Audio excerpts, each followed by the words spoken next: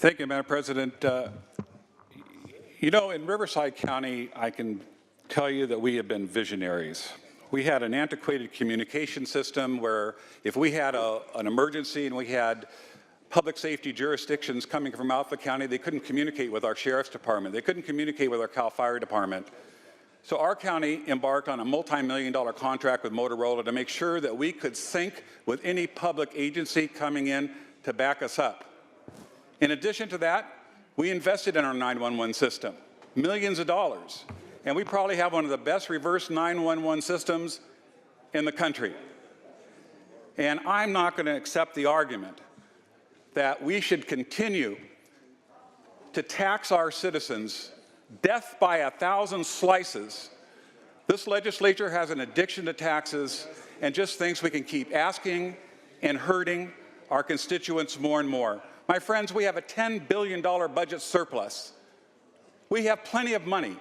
If this is really a top priority for this legislature, then let's allocate the money out of the general fund to get it done. My colleague from Los Angeles says that this is not an appropriate expenditure for general fund money. But I'll remind you that we don't always spend general fund money on what we should be spending it on.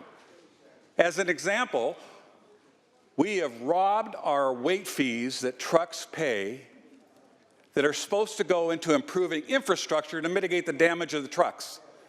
But what do? It's supposed to be the general fund that's supposed to pay the bonds, the transportation bonds, but through a shell game, the legislature decided that these weight fees are going to pay the transportation bonds, which created $1 billion more for you to spend on many of your pet projects. You know, in the last 4 years that I've been in the legislature, it's very clear that one thing we don't do well is IT. And here you're asking for a blank check to modernize and homogenize, if you will, the utility of a 911 system in the state of California. Those goals are good. But my friends, we have enough money to get the process started, but there should be some quantitative analysis to understand exactly what our budget is and how much money we need to spend, understanding the varying dynamics of the 58 counties that compose the state of California. My friends,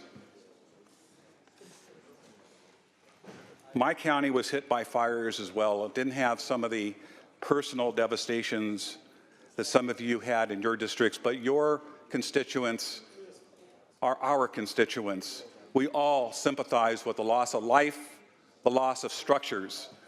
The Holy Fire, 20,000 of my residents were relocated out of their homes. We didn't know if the Idlewild fire was going to take down Idlewild, and we might not have been talking about 3,000 or 2,000 structures. We might have been talking about 3,000 or 4,000 people that got burned up as a result of an arsonist.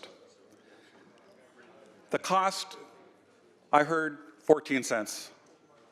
The staff report says it goes up to 84 cents. But it's not a lot of money.